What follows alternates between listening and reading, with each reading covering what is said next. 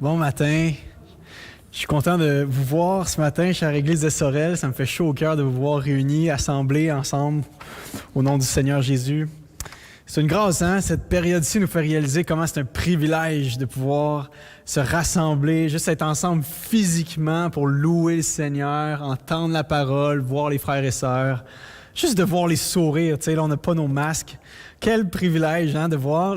Tu marches à l'épicerie puis tu vois juste des masques. Je me disais cette semaine, hey, comment Dieu est bon à nous avoir donné des sourires, des visages uniques. Tu sais, je ne regarderai plus jamais les gens de la même façon après la pandémie, on dirait. Mais je remercie vraiment Michael, David, Lydie, toute l'équipe pastorale, l'équipe de la louange aussi. Vous faites un beau travail. C'est beau de voir ça dans une ville comme Sorel, éloignée, retirée. L'Évangile perce. C'est ce petit rayon de lumière à travers un monde noir, mais il fait toute la différence. Toute la différence. J'étais particulièrement excité, je vous avoue, lorsque Michael m'a dit le titre de la thématique pour laquelle il m'invitait, « Pourquoi y croire ?» Pourquoi croire en Jésus en 2020, bientôt 2021? Pourquoi confier notre vie à ce Nazaréen charpentier qui date de 2000 ans? Pourquoi? Pourquoi soumettre nos vies, nos passions, nos ambitions, notre famille, notre manière de penser, de vivre à Jésus? Pourquoi vivre en deuxième et le mettre premier sur nos vies? Alors, lorsqu'on m'a invité en 2017, si mon souvenir est bon, à passer à l'émission La Victoire de l'amour à TVA avec Sylvain Charon, Sylvain m'avait préparé pour l'entrevue, puis bon, je savais un peu où il s'en allait, mais à la toute fin, il m'a lancé une question vraiment surprise, je ne savais pas qu'elle s'en venait, et il m'a regardé, il m'a dit « Sam, regarde toutes les auditeurs, il y a plus de milliers d'auditeurs, là, peut-être même centaines de milliers qui t'écoutent présentement, là, des Québécois qui ne croient plus en rien. » Qui ne croient pas en Dieu, qui se disent irreligieux, qui veulent rien savoir de Dieu, qu'est-ce que tu leur dirais? Ces gens-là ne croient en rien. Qu'est-ce que tu leur dirais? Ils ne veulent pas croire, ils ne croient pas. Et là, il m'a pris de court un peu, je ne savais pas trop quoi dire, tu sais. Puis j'ai dit, Sylvain, je suis convaincu qu'il n'y a pas un seul auditeur qui nous regarde présentement qui ne croit en rien. Nous sommes tous croyants. Bien sûr, nos croyances divergent. Pour certains, on croit dans l'amour, on croit dans la réalisation de soi, on mise notre espoir, notre amour dans quelqu'un d'autre, on mise notre confiance dans notre carrière, dans notre position sociale, dans notre réputation, dans notre gloire, notre rayonnement personnel. Pour d'autres, on mise notre espoir dans nos possessions, dans ce qui nous appartient, notre compte en banque.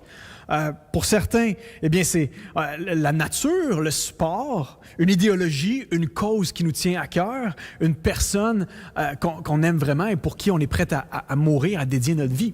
Nous sommes tous créés avec un cœur qui a cette faculté de s'ancrer dans quelque chose pour lui confier notre existence. Pourquoi? Parce qu'on a été créés pour confier notre existence à Dieu. On a été créés pour glorifier Dieu. Et naturellement, du moment qu'on débarque Dieu de nos vies, eh bien, notre cœur veut trouver un sens, veut trouver une raison, veut trouver une passion pour laquelle il peut vivre et mourir. Et il va se tourner vers quelque chose d'autre. Et c'est ce que j'ai répondu à Sylvain. Et j'ai dit, il faut faire attention parce que cette personne, c'est pour le pire ou pour le meilleur dans lequel on se confie. Cette chose, la question à se demander, c'est est-ce qu'elle nous fait vivre, cette idole? Est-ce que ce Dieu dans lequel on confie nos vies nous fait vivre en retour? Il y a un théologien que j'aime beaucoup qui a dit, vous voulez savoir c'est quoi le Dieu de la personne qui est en face de vous? Quelle est sa préoccupation ultime? Paul Tillich a dit, quelle est sa préoccupation ultime? Et c'est subtil des fois, là, mais tout plein de choses, comme je viens de nommer, peuvent être notre Dieu. Et même le contrôle peut devenir notre Dieu. Récemment, j'étais en discussion avec quelqu'un et je pouvais sentir que ce qui gérait sa vie, c'était le contrôle qu'elle avait sur quelques personnes de son entourage. Et je sentais que c'était tout son narratif, sa manière de parler, c'était cette soif de puissance, de contrôler ce qui se passait dans cet environnement-là. Ça me rappelle aussi une autre histoire. J'étais allé en Gaspésie l'été dernier, puis j'ai commencé à jaser avec un gars. On était dans un bar en Gaspésie, au Frontibus, puis on avait une bonne discussion, moi, ma femme, puis lui était avec sa conjointe aussi, puis on jase, puis on se connaissait pas, mais on commence à parler, puis là, il me demande qu'est-ce que je fais dans la vie, bien sûr, puis là, je parle de ça, me parle, puis je dis que je suis prédicateur, YouTuber, une espèce de bébé rare qui annonce la bonne nouvelle de la grâce de Jésus. Puis là, il me dit tout de suite, ah non, moi, je suis pas religieux, là. Je suis pas religieux, là, tu sais. Après une bière ou deux, là, ça va. Non, je suis pas religieux. Et là, on commence à jaser. Je me dis, bon, parfait, je pousserai pas. Puis on fait juste commencer à jaser. Puis il me parle de ses passions. Puis là, il commence à me dire comment c'est un passionné pour les chars antiques, les vieilles autos. Puis il va dans des meetings, puis ça se réunit ensemble, ça mange des hot dogs, puis ça parle de chars, tu sais. Puis il finit en me disant, des fois, ça m'arrive même de rentrer dans mon garage, puis de me prosterner devant mes chars. Là, je lui dis, viens me dire que t'es pas religieux, toi. De quoi t'es pas religieux? Tu l'as, ton Dieu. On a tous des dieux, des idoles, si on laisse tomber le Dieu vivant pour lequel et pour qui on a été créé. Et je crois que derrière toutes ces tentatives de déifier des choses, il y a cette tentative première de diviniser notre propre personne. Ces faux dieux-là ne sont que la projection de notre cœur idolâtre qui est assoiffé de vivre pour Dieu, mais qui, sans Dieu, veut vivre pour quelque chose d'autre. Je pense qu'il y a une personne que nous aimons et que nous vénérons plus que tout lorsque nous laissons Dieu de côté, et c'est la personne qu'on voit dans le miroir chaque matin. Nous-mêmes. Du moment que l'homme se débarrasse de Dieu, nécessairement et automatiquement, il se déclare propre Dieu. Satan, symbolisé par le serpent dans le jardin d'Éden, en Genèse 3, va dire à Adam et Ève, mangez-en, vous serez comme des dieux. Vous allez décider de ce qui est bien ou ce qui est mal. Et c'est une demi-vérité, hein? Satan joue toujours avec des demi-vérités, mais c'est un peu vrai. L'être humain sans Dieu se fait propre Dieu. On veut être quoi? On veut être autonome. Autonomos. Propre loi. Personne ne doit nous dire quoi faire. Personne ne doit nous dire qui on doit être, comment on doit croire. On veut être autonome. Voici une description du cœur humain livré à lui-même. Autonomos. Ce qui est, par contre, surprenant dans les derniers siècles, c'est les visions du monde qui surgissent à partir de cette autonomie-là. On n'osait pas le crier haut et fort avant. Le christianisme avait peut-être une emprise quand même, et parfois négative, il faut le dire, mais on n'osait pas décrier qu'il y a d'autres visions du monde possibles, parfois que la vision d'un Dieu créateur. Mais aujourd'hui, haut et fort, on entend des groupes, des mouvements déclarer « l'être humain est le centre de toute chose ». Cette autonomie, cette liberté totale que l'être humain recherche a donné naissance à des visions du monde, et une que j'aimerais vous parler ce matin, c'est l'humanisme. Ou plutôt, je crois en l'être humain. Qui n'a jamais déjà entendu ça dans une conversation? Moi, je crois dans l'homme. Moi, je crois que l'homme va façonner son avenir. Pas besoin de Dieu, on va y arriver sans lui. On est capable de changer notre destinée. C'est grosso modo ce que vient de me dire ma voisine l'autre jour, alors qu'on avait une discussion de parking. Puis on parle, on discute, puis elle me dit, si tout le monde y mettait du sien, là, il me semble que le monde serait meilleur. Il me semble que le monde serait meilleur si tout le monde était un petit peu plus positif, un petit peu plus de générosité, un petit peu plus de bonté, une petite pincée d'amour, puis de cordialité, de respect. Il me semble qu'on réglerait le sort de l'humanité. Définitivement, ma voisine revendiquait une vision du monde humaniste. Pas grave, les croyances, Sam, là, pas grave, peu importe ton Dieu. Elle parle en anglais. It's all about respect. C'est tout à propos du respect qu'on a les uns pour les autres, Sam. Elle me définissait sa vision, puis plus j'écoutais, plus je me disais, ma chère voisine que j'apprécie, a une vision du monde profondément humaniste et influencée par ce courant-là. Et j'aimerais ce matin juste le décortiquer avant de pouvoir peut-être le critiquer ou plutôt l'examiner. L'humanisme, c'est une philosophie qui affirme premièrement, que l'humain est responsable de l'amélioration de sa vie.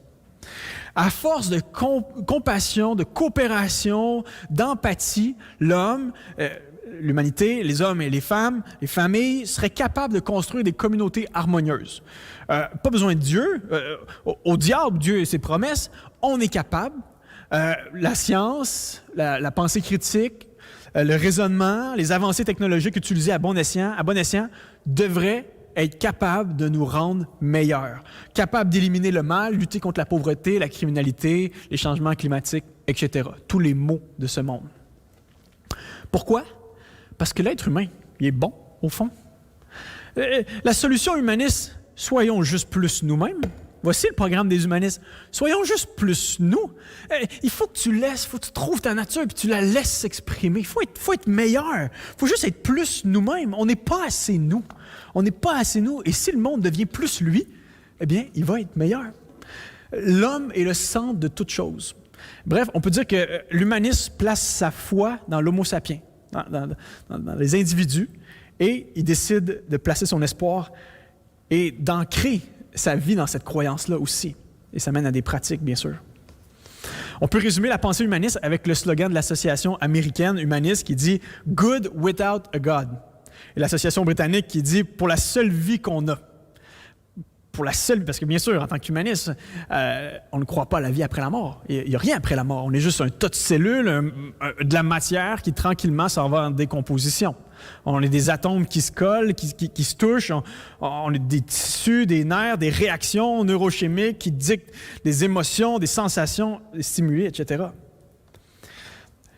Quand on regarde un peu plus près, on voit que l'humanisme n'est pas juste une philosophie, juste une idéologie, on pourrait dire, neutre et quasi banale. Non, ça se rapproche beaucoup plus de ce qu'on pourrait parler d'une religion. Pourquoi?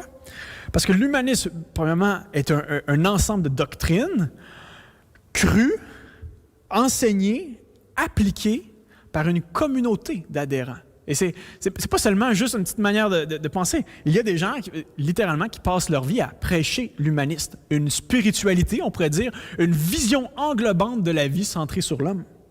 Il y a même une évangélisation humaniste. Peut-être que je vous apprends quelque chose ce matin. Il y a des groupes qui n'ont pour but que de propager l'alternative humaniste. On pouvait lire dans un bulletin d'association, l'Association humaniste américaine, dans leur bulletin d'information, ils disaient qu'il y avait un plan de plaidoyer humaniste dans lequel l'idée est celle de fournir une présence humaniste visible au monde, vocale à la communauté et de continuer à tendre la main aux autres. Tendre la main aux autres pour activement expliquer l'alternative humaniste. Donc, voici même le genre de publicité qui peut circuler. Sur cet autobus-là, on pouvait lire « Il n'y a probablement pas de Dieu, arrêtez de vous en faire et profitez de la vie. » Probablement, les statistiques sont assez grandes pour être nos propres petits dieux, profiter de la vie. Ou une autre publicité qui dit « Au commencement, l'homme créa Dieu. » Voici les sous-bassements d'un mouvement qui influence de plus en plus de monde et de plus en plus de monde qui croit dans l'humain, qui croit en eux-mêmes. Et peut-être là, je parle, là, puis là, vous avez des discussions en tête, puis vous voyez, là, vous écoutez les nouvelles, vous écoutez les émissions, et juste les émissions québécoises, et on les voit cette vision du monde prend de plus en plus de place. Et ce matin, j'aimerais lui poser 4 questions à cette vision du monde, et terminer avec une pensée reliée à Jésus. Comment Jésus, aujourd'hui, traite l'humanisme, ou du moins, comment Jésus aborde l'humanisme. La première question qu'on peut poser à l'humanisme, là j'espère que vous avez pris votre café ce matin, tout le monde est réveillé. Deuxième réunion, là, vous avez eu quelques heures de sommeil de plus. Là. L'homme peut-il vraiment définir l'homme? Vous connaissez le paradoxe du menteur? Si un Crétois vous dit que tous les Crétois sont menteurs, pouvez-vous le croire? Si un Québécois vous dit que tous les Québécois sont menteurs, est-ce que vous pouvez le croire? Il y a cette tension-là quand on dit l'homme s'autodétermine, l'homme se réalise et se définit. Cette tension-là de dire, mais c'est qui l'homme pour dire ça? Il me semble qu'il manque un peu de recul par rapport à l'homme pour définir qu'est-ce que l'homme. Est-ce qu'on a vraiment la faculté, entre nous, horizontalement, de dire qui qu'on est? Qu'est-ce qui est la morale? Qu'est-ce qui est bon? Qu'est-ce qui est mauvais? Qu'est-ce qui fait du sens? De qui on vient? D'où on vient? Quelle est notre destinée? Est-ce que ça ne prendrait pas un peu plus de transcendance, une forme de révélation externe pour savoir vraiment qui on est? Et aussi, l'autre problème que ça fait surgir aussitôt, c'est que du moment qu'on dit l'homme est le centre de tout, vient la question, mais lequel? Quel homme décide? Quel humain décide? Quel dirigeante décide? C'est qui la mesure de toute chose? C'est quelle culture qui décide? Vous êtes-vous promené? Avez-vous lu? Avez-vous discuté? Avez-vous vu le monde? Avez-vous voyagé? Les cultures ne croient pas la même chose. Il y a une chose qui est morale dans une culture, dans une autre, ça arrive, c'est complètement immoral. Des choses qu'on dit dans certaines cultures, totalement mauvais dans l'autre, il faut le dire pour être respectueux. Il y a quelque chose qui est, en fait, qui est relatif du moment qu'on dit l'homme décide tout, mais par rapport à quel homme on doit se plier? Qui tranche à la fin de la journée? Parce que vous savez comme moi qu'Adolf Hitler était convaincu qu'il rendait un énorme service à l'humanité là, en faisant un petit nettoyage de la société. Staline était persuadé que son régime totalitaire, marxiste, révolutionniste, socialiste, etc., mènerait à une plus grande étape pour l'humanité. Il rendait des services aux hommes, eux autres. Dans un monde purement matériel, la tangente est la suivante. Le faible devient la marionnette du plus fort. Il y en a un qui s'impose. Et si ce n'est pas un, c'est une culture. La plus riche, la plus puissante, la plus armée nucléairement, mais il y a quelqu'un qui finit par être le boss. Pourquoi? Parce qu'on a éjecté le grand boss de l'univers. Vous savez que le siècle dernier a été le siècle le plus meurtrier de toute l'histoire. On prend le nombre de décès dans le 20e siècle, il y en a plus que dans les 19 autres mis ensemble. Et là, il me semble que l'évolution aurait dû aurait dû faire de nous des gens un petit peu plus altruistes, non? Il me semble que l'évolution, nous, les modernes, les intelligents, les universitaires, on finit avec 4 hommes qui tuent plus de 175 millions d'individus au 20e siècle. Déjà là, le petit positivisme excitant de l'humanisme vient d'être refroidi un petit peu, là, tu sais. Oui, c'est beau l'humanisme, mais est-ce que c'est juste un vœu pieux? Parce que si on regarde les données brutes de notre monde, même au Québec, ici, c'est pas toujours rose, là. Il me semble que ça demande plus qu'une petite amélioration, un petit effort collectif. Deuxième question que j'aimerais poser à l'humanisme, c'est on descend du singe, mais il faut être bon, vraiment? On nous dit, on descend du singe, mais aimez-vous les uns les autres. C'est comme ça qu'a résumé un philosophe russe, Vladimir Solovoï. Il dit, l'homme descend du singe, donc nous devons nous aimer les uns les autres. Et avec un brin d'ironie, bien sûr, quand il dit ça. Parce que vous voyez qu'il n'y a pas de lien logique entre les deux phrases. C'est d'un côté, là, on est juste la matière qui attend de pourrir puis d'être mangée par des vers. Si on est juste le fruit de l'évolution de la nature qui détermine le cours des choses, si on est juste des accidents non pensés, non créés, non voulus par une intelligence supérieure, n'ayant pas nécessairement un sens ou une valeur, un poids réel en tant qu'être humain, bien de l'autre côté, pourquoi j'aimerais mon prochain? Pourquoi je devrais être meilleur? Est-ce qu'il y a vraiment un lien? Si on descend du singe, pourquoi faudrait voir tout le monde comme ayant une dignité, une valeur égale? Pourquoi faudrait prendre soin des gens? Il y a une logique qui ne se fait pas. En fait, il n'y a aucun lien logique entre ces deux affirmations-là. Si j'ai juste une vie à vivre, pourquoi je ne chercherais pas à être le meilleur, à être au top, le plus riche, puis s'il faut que je pile sur 2-3 personnes tant que je ne me fais pas prendre, pourquoi pas? Si je ne rendrai jamais de compte à une autorité supérieure, à un juste juge de l'autre bord de l'éternité, mes petites actions secrètes, cachées, vaut mieux vivre à fond si Dieu n'existe pas. Vaut mieux vivre pour moi, faire mon petit royaume qui fonctionne comme je veux, puis si la nature elle-même nous enseigne que les plus forts mangent les plus faibles, moi qui est dans la nature, pourquoi je ne pourrais pas faire la même chose? Comprenez-moi bien, c'est pas ce que je pense, mais je suis en train de définir les conclusions logiques, les conclusions inévitables du système humanisme. L'amour, la justice, la paix ne sont pas les conclusions logiques d'une vision du monde humaniste, matérialiste, naturalisme. Du moins, elles ne sont pas plus que la destruction, la haine, la corruption, l'individualisme.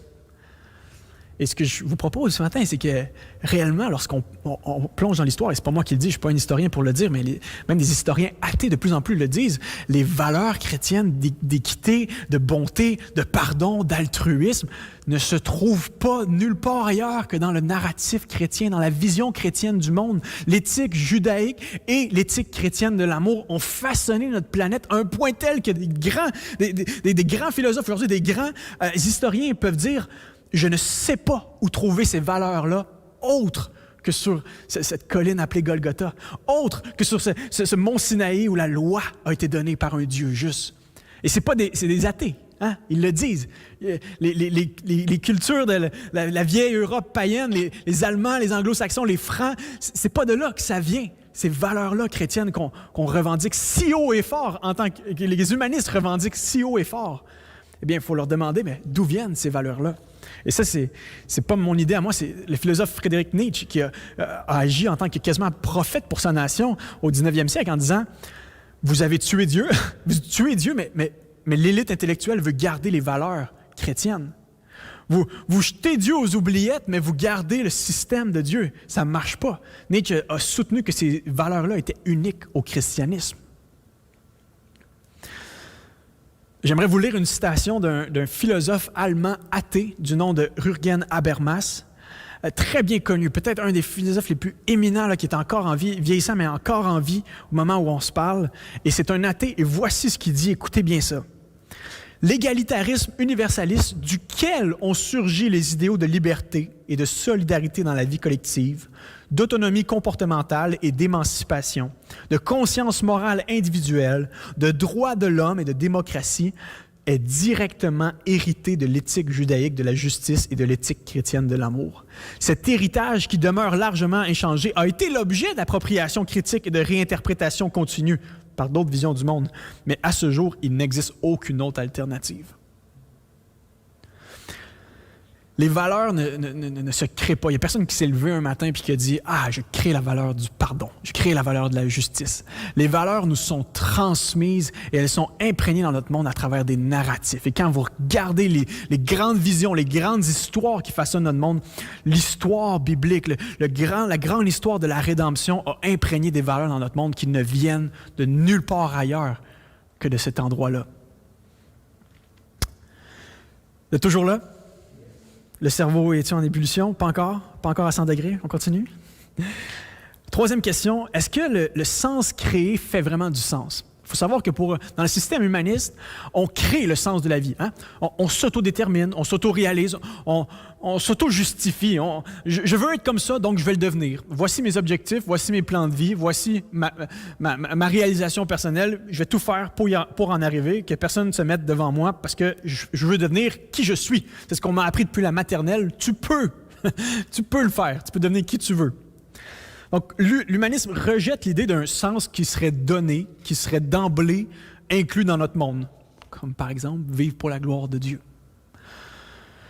Mais le problème, quand on regarde ça de plus proche, et c'est Tim Keller dans son livre qui le souligne, il dit « Lorsqu'on veut créer notre propre sens, il arrive toujours un moment où ça va être insatisfaisant. Parce qu'on peut toujours poser la question « À quoi ça sert? » Quelqu'un pourrait dire, moi, le sens de ma vie, c'est d'être en santé. Je fais tout pour ne pas attraper la COVID, pour aller faire mon petit gym, manger mes petits shakes, mes légumes verts, etc. Je veux être en santé. On lui demanderait, à quoi ça sert d'être en santé? La personne pourrait répondre, à travailler. Là, tu lui demandes, à quoi ça sert de travailler? Je peux avoir de l'argent pour ma famille, pour aider les gens autour de moi. À quoi ça sert d'aider les gens autour de toi? Et il arrive toujours une place où est-ce que la personne ne pourra pas répondre de manière satisfaisante. Si le sens de votre vie, par exemple, est relié aux relations interpersonnelles que vous avez, tous ces gens-là vont finir par mourir. C'est quoi le sens? Si votre vie est liée au sport, par exemple, ça se peut que votre équipe ne gagne jamais. Ça risque d'arriver si vous comptez sur le Canadien de Montréal. Si le sens de votre vie est lié à la gloire, à l'héritage que vous transmettrez aux futures générations, on va finir par vous oublier, c'est promis. Puis si on ne vous oublie pas, on va peut-être mal vous interpréter puis vous critiquer. Si le sens de votre vie, c'est de faire la différence, il n'y a aucune différence à faire dans un monde naturaliste où est-ce que la nature dicte le cours des choses. Et on ne peut pas faire la différence. Si Dieu n'existe pas, il n'y a pas vraiment de différence. On vit dans un monde déterminé d'avance. Les dés sont déjà joués. L'évolution va suivre son cours si Dieu n'existe pas. Il y a un auteur qui répond à un ouvrage humaniste, et c'est un auteur chrétien du nom de John Seale, et il dit « Les modernes veulent deux choses. Ils veulent du sens avec l'autonomie. Ils veulent tout décider, mais ils veulent quand même du sens. Parce qu'on s'entend, on est créés, on est des êtres de sens, contrairement aux animaux, aux plantes, etc. Nous autres, il y a quelque chose de transcendant. On ne veut pas juste vivre dans l'ici et maintenant. On a les yeux bien ouverts pour vivre devant toute sa grandeur de ce monde-ci. Et on veut trouver un sens à nos existences. Mais John Seale dit, c'est impossible. Les modernes veulent le sens et l'autonomie. Impossible. Impossible. Et je vous lis une petite section de Tim Keller, un auteur vraiment qui vaut la peine de lire. Surtout ce livre-là, moi je l'ai bien aimé. Dieu, le débat essentiel, très accessible. Et ça même nourrit des bonnes conversations avec mes voisins, avec l'entourage que j'ai autour de moi. Et voici ce qu'il dit par rapport au fait que le sens ne peut pas ultimement reposer sur nous autres. Il dit, en fin de compte, si cette vie est la seule qui soit, s'il n'y a pas de Dieu, pas de vie au-delà de ce monde matériel, peu importe que vous soyez un maniaque génocidaire ou un altruiste, peu importe que vous luttiez contre la faim en Afrique ou que vous fassiez preuve de cruauté et d'une avidité incroyable en affamant les pauvres, en définitive, ce que vous ferez n'aura pas la moindre importance. Vous contribuerez peut-être au bonheur ou au malheur de certains, tant qu'ils sont sur cette planète, mais au-delà, votre influence, bonne ou mauvaise, sera probablement négligeable à grande échelle. Tout ce que vous faites et tous ceux avec qui et pour qui vous avez agi disparaîtront pour toujours. En fin de compte, tout ce que nous faisons est profondément, insignifiant. Rien ne compte éternellement si Dieu n'existe pas. C'est lourd ce matin d'entendre ça, mais voici les conclusions logiques d'une pensée humaniste qui évince Dieu de l'histoire. Ce sont des conclusions très, très déprimantes, lourdes de sens, à un point tel qu'on peut dire quelqu'un les suit en pensée, mais j'ai jamais vu quelqu'un qui assume autant que ça une vision du monde aussi pessimiste. Si quelqu'un l'assume, mais ça mène souvent à des actes terribles comme celle du suicide. Parce que dans un monde où rien fait du sens, peut-être que le seul acte qui fait du sens, c'est de disparaître. Mais ça, c'est triste, parce que c'est pas le monde que Dieu a créé. Un monde imprégné avec plein de sens, plein de beauté, plein de bonté, plein de joie. À un tel point que même si on voudrait croire là-dedans, on n'arrive même pas à pratiquer cette forme de philosophie ou de pratique humaniste. On est trop chrétien. Même en tant que non-croyant, on est trop imprégné d'un monde avec la pensée de l'éternité, avec le livre de la nature, le livre de la conscience qui nous rappelle à tout moment qu'on est les êtres créés et non pas des créateurs, non pas des rois. La quatrième question que j'aimerais poser aux humanistes est la suivante. Ouvert à tout et à tous, mais fermé à Dieu. Comment est-ce possible d'être ouvert à toutes les idées, mais d'emblée de dire « nous sommes fermés au surnaturel ». C'est vraiment frappant quand tu lis un peu sur les pensées, les groupes humanistes, comment ils se proposent comme étant d'une ouverture là, extravagante envers tout le monde, toutes les religions, toutes les philosophies. On est ouvert au dialogue, mais quand tu lis leurs affirmations, leurs manifestes, leurs déclarations, Dieu n'est jamais le bienvenu. Il y en a un qui est jamais le bienvenu, c'est le surnaturel. Vous voyez même un slogan « Good without a God ». On a comme l'impression que l'agenda premier, c'est de faire disparaître Dieu, puis ensuite on trouvera une manière de vivre entre nous. Je vous lis le premier article du manifeste de la Fondation humaniste du Québec, chez nous. C'est-à-dire l'humanisme est une philosophie progressive, le progrès, l'ouverture, l'émancipation, progressive de la vie, on s'en va vers le positif, qui, sans supernaturel, affirme notre capacité et notre responsabilité à mener une vie éthique d'accomplissement personnel qui aspire au plus grand bien de l'humanité. Et je souligne ici, sans supernaturel. Tu ne peux pas te dire ouvert à tout, mais fermé à une seule chose. Parce que si cette unique chose existait vraiment, tu ne pourrais jamais le percevoir. Comprenez qu'on ne peut pas... La méthode détermine notre conclusion. Si dans la méthode même, on dit c'est impossible que le surnaturel existe, on n'arrivera jamais à une conclusion que Dieu existe, que le supernaturel existe. La résurrection de Jésus est peut-être l'exemple par excellence. Un humaniste, un naturaliste, un matérialiste qui ne croit qu'en la matière va arriver devant le tombeau de Jésus et va dire c'est impossible qu'il soit ressuscité. La résurrection, c'est surnaturel. Donc, même si Jésus était ressuscité, par définition, étant donné qu'une résurrection sera toujours naturelle, un humaniste ne pourra jamais voir la résurrection de Jésus. Il va dire que les ninjas, les disciples étaient des ninjas qui ont volé le corps de Jésus. Il va trouver les Romains ont menti. Jésus n'est pas vraiment mort. Les disciples l'ont récupéré. Vous voyez, on va détourner parce on ne peut pas, on ne veut pas en arriver à une conclusion surnaturelle. Mais c'est la paire de lunettes qu'on prend. Parce que juste ce mot-là, c'est lourd de sens. Là. Est-ce qu'on vit vraiment dans un monde sans surnaturel? Avez-vous déjà pris un bébé naissant dans vos bras? Moi, j'ai eu l'expérience de 2 mois et demi. Ma petite fille Mila, ma première qui est née, OK? Et là, la scène incroyable, Karel qui vient de mon épouse, qui était en douleur, mais qui vient d'être libérée de son fardeau. La petite qui sort et moi qui est le papa à côté, je prends ma petite, là, puis... extase de joie, puis non seulement j'avais la forte conviction qu'on avait un créateur en haut, mais un créateur rempli d'amour, de me permettre de tenir ma petite fille dans mes bras, de la regarder, puis tu sais, c'est pas une chose, là, c'est un être humain, une conscience, des petits yeux, puis tu sais, c'est moi puis Karel qui a fait ça en une soirée, on s'est pas mal aimé, puis après on a mangé des chips, des ailes de poulet, puis ça a donné, à manger de la crème glacée, puis check ça, elle a rien fait d'autre, là, elle a pas été jouée à mener dans son ventre, puis tu sais, je vais y mettre une petite main avec 5 doigts, puis Karel, elle a rien fait, là. Puis moi, je l'ai, puis c'est ma fille, puis elle me regarde, puis elle vient de moi, puis c'est pas surnaturel, c'est naturel, ça. Avez-vous déjà regardé un coucher de soleil, puis vous êtes senti comme 2 pieds qui levaient de la terre, tellement que c'est magnifique? Avez-vous vu les mêmes couleurs d'automne que j'ai vues? Avez-vous vu la joie de prendre un bon repas entre amis sans masque?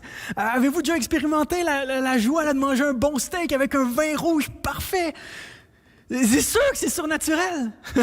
C'est sûr que Dieu existe. C'est sûr et certain. S'il y a une chose de certaine dans ce monde, c'est que Dieu existe. Vous le savez même des fois quand vous vous regardez dans le miroir. C'est beau ce que vous voyez, c'est unique, c'est majestueux. Avez-vous déjà regardé des yeux pendant une demi-heure, une heure, juste des yeux? C'est sûr que Dieu existe. C'est sûr que le surnaturel existe. Ça dépend de la paire de lunettes qu'on met. Parce que oui, on peut vivre notre monde comme si Dieu n'existait pas, on peut vivre notre vie comme si Dieu n'existait pas, mais on peut aussi vivre notre vie comme Albert Einstein disait, comme si tout est miracle. Il y en a qui ne croient pas au miracle, mais il y en a qui... Tout est un miracle quand tu y réfléchis 2 secondes. Cette vie est un don, un cadeau de Dieu. L'Ecclésiaste le dit. Profite, jouis, mange, bois. Rappelle-toi que l'Éternel est là. Mais cette vie est un don de Dieu. Déchu, corrompu. Sur certains angles, oui, on attend la délivrance. La création attend la sienne aussi. Mais quand même, le surnaturel existe, c'est évident. Attention, là, je vais me mettre à prêcher, là. Tu ne peux pas te dire ouvert à tout, sauf en astérix, une petite note en annexe, sauf à Dieu. Parce que si Dieu voulait te parler, tu ne pourrais même pas l'entendre. J'aimerais poser aussi une question. Hein? Est-ce qu'on a déjà prouvé scientifiquement que l'homme était le critère de toute chose? J'attends toujours, moi, la démonstration scientifique, empirique, que l'homme est vraiment le centre de l'univers, le centre de gravité de notre Terre. C'est beaucoup plus un article de foi en soi qui mène vers des conclusions qu'une démonstration scientifique a prouvé. L'humanisme dit que la foi est dépassée. Mais savez-vous qu'au moment où on se parle, il n'y a jamais eu autant de croyants, et là je mêle les grandes confessions, là, islam, chrétien, judaïsme, toutes les religions qui croient en un être suprême, on va dire, il n'y en a jamais eu autant de croyants sur notre monde. Et les recherches disent que même si pour l'instant ça va peut-être diminuer aux États-Unis, en Amérique et en Europe, le nombre de croyants, on s'attend à long terme, lorsqu'on prend le monde entier, l'Inde, l'Afrique, etc., lorsqu'on prend tout le reste du monde, on s'attend que le monde devienne de plus en plus religieux. Ça, c'est les experts athées qui disent ça. Là. Le monde va devenir de plus en plus religieux. La foi n'est pas dépassée. Au contraire, l'être humain a besoin, comme je disais au départ, besoin de religion. L'être humain est religieux en soi. Je reviens à ma discussion avec ma voisine. Je discute avec elle et elle me parle de sa vision du monde humaniste. Et là, ça patine dans ma tête, puis je l'accueille, j'essaie d'accueillir son point, puis d'être charitable, puis de l'écouter avant de vouloir parler. Je pense que c'est comme ça qu'on est appelé à défendre la foi chrétienne. On écoute les arguments de l'autre, puis on voit de nous-mêmes les incohérences. Et là, je me dis, est-ce que je connais vraiment une personne humaniste dans mon entourage? Quelle est la personne la plus humaniste que je pourrais connaître dans mon entourage? Et la réponse qui me vient, c'est Jésus. Au niveau de la bonté, de l'amour, d'une éthique centrée sur l'autre, Jésus est imbattable. Je commence à lui dire, je pense que j'ai trouvé l'humaniste des humanistes. Le gars qui a dit, faites aux autres ce que vous aimeriez qu'ils fassent pour vous. Avant de faire quelque chose, réfléchissez 2 secondes si vous aimeriez qu'on vous le fasse. Si la réponse est non, faites-le pas. Traitez les autres avec la même dignité, le même respect, le même amour que vous vous traitez vous-même, que vous aimeriez recevoir en fait.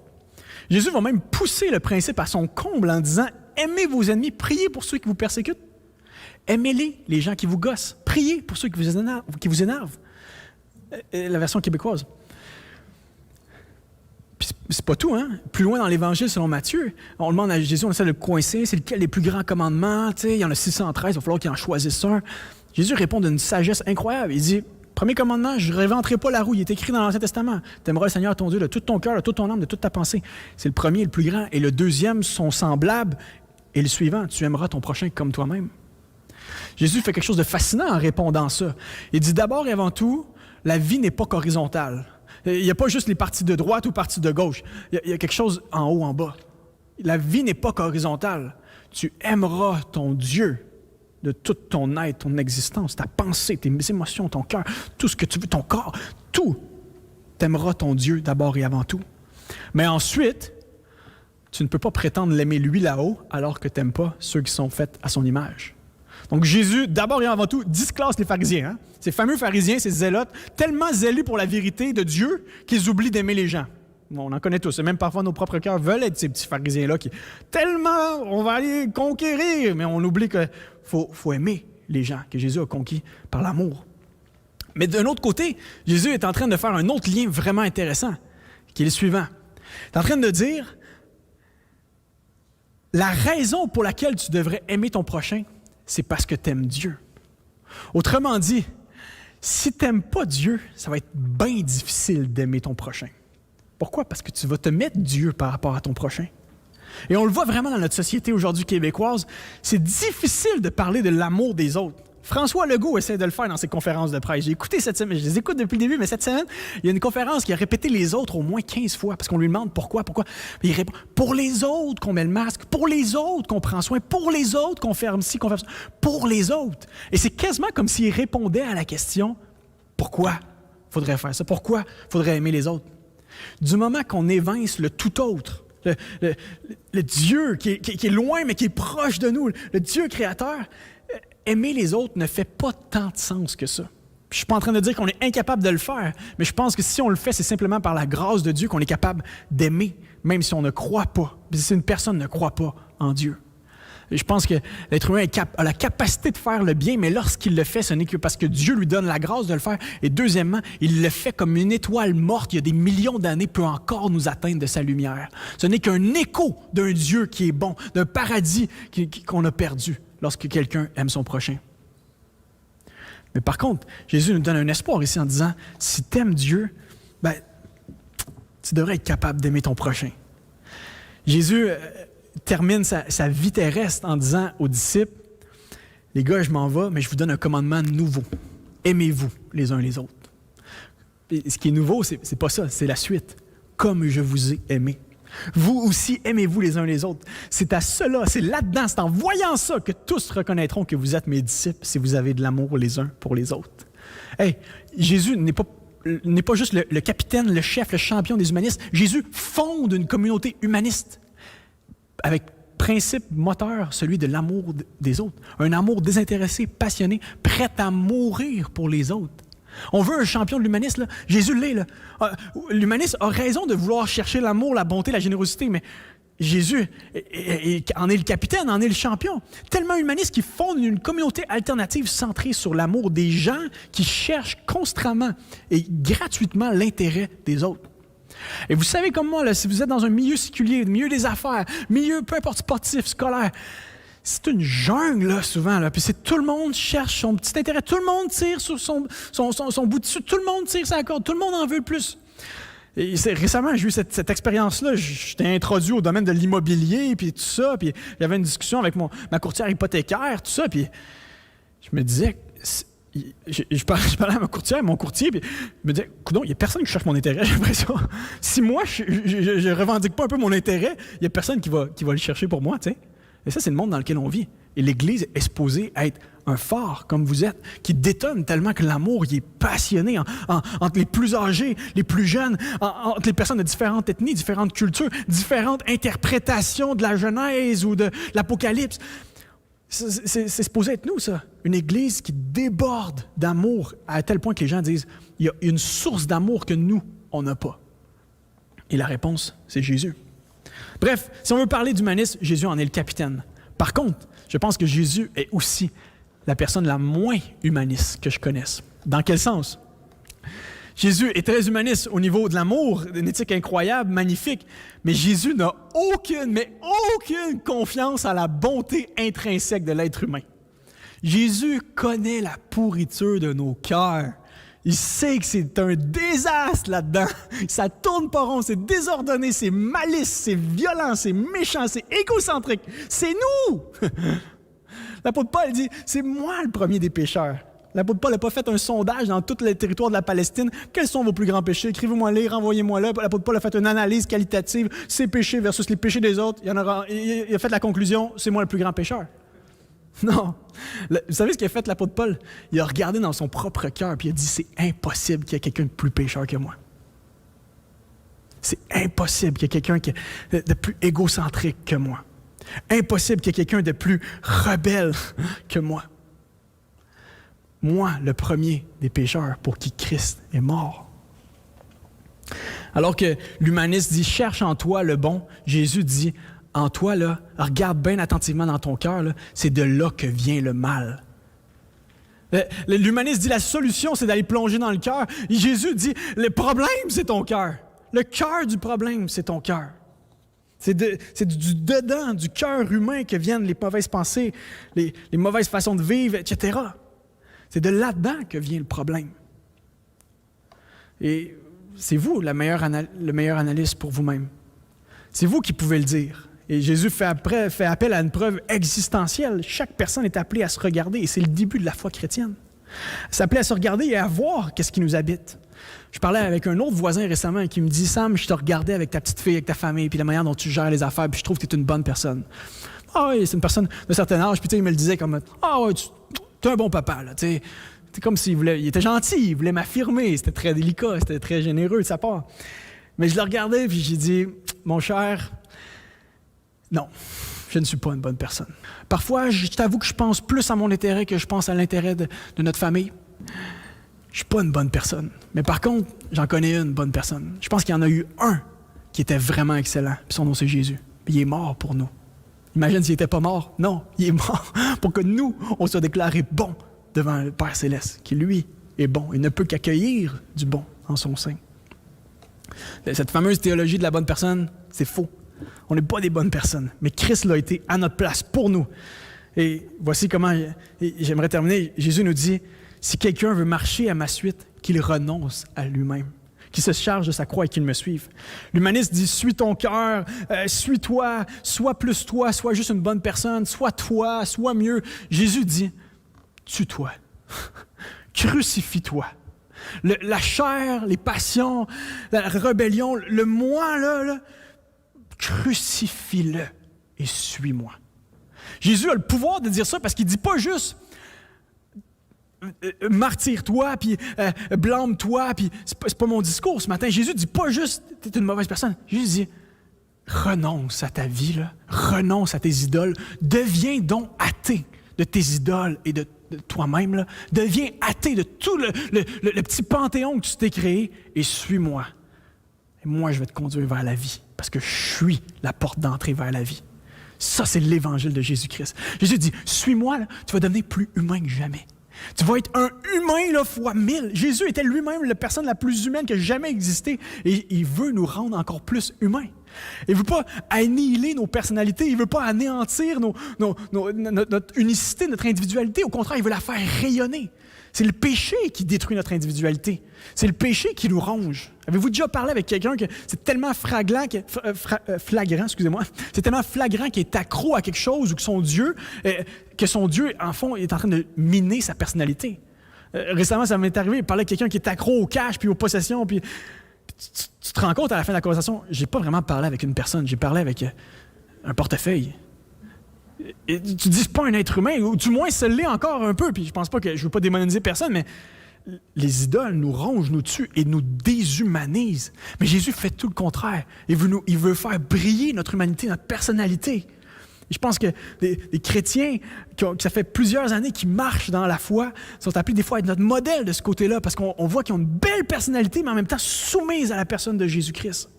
Et c'est ce que Jésus veut faire avec nous. C'est ce que Jésus peut faire avec toi ce matin. Si tu lui soumets, si tu renonces à tes idoles, puis tu décides de suivre Christ sur cette voie-là, on va se reparler dans 5-10 ans, puis ta personnalité va être magnifique. Tu vas être plus humain que tu l'es présentement. Donc, à l'humaniste, je dis non. À l'humaniste chrétien, oui. L'humaniste christocentrique, oui. Renonçons, frères et sœurs, à nos propres idoles et suivons Jésus sur le chemin de la vie. Amen. Je vais terminer en prière. Je vais inviter les musiciens à revenir. Avant, je vais terminer en lisant un dernier passage. 1 Jean, chapitre 4, les versets 9 à 11. Ça va résumer, vous allez voir le lien vous-même. C'est tellement évident. L'apôtre Jean dit « Voici comment Dieu a manifesté son amour pour nous. Il a envoyé son Fils unique dans le monde afin que nous ayons la vie par lui. Et voici en quoi consiste l'amour. Ce n'est pas nous qui avons aimé Dieu, c'est lui qui nous a aimés. Il a envoyé son Fils qui s'est offert en sacrifice pour le pardon de nos péchés.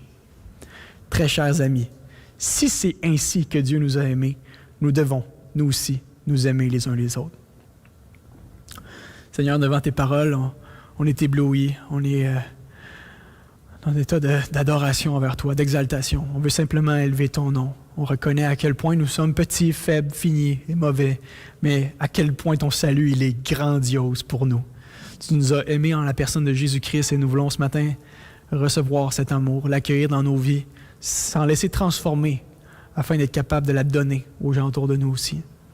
Je te prie pour ceux qui ont entendu ce message ce matin, que ça puisse pénétrer leur cœur, percer leur intérieur et qu'ils puissent être transformés à la lumière de ton Fils par cette parole. On te loue, on t'adore, Seigneur, et merci de bénir la semaine de tous et chacun à la lumière de la parole qu'on vient de recevoir. Amen.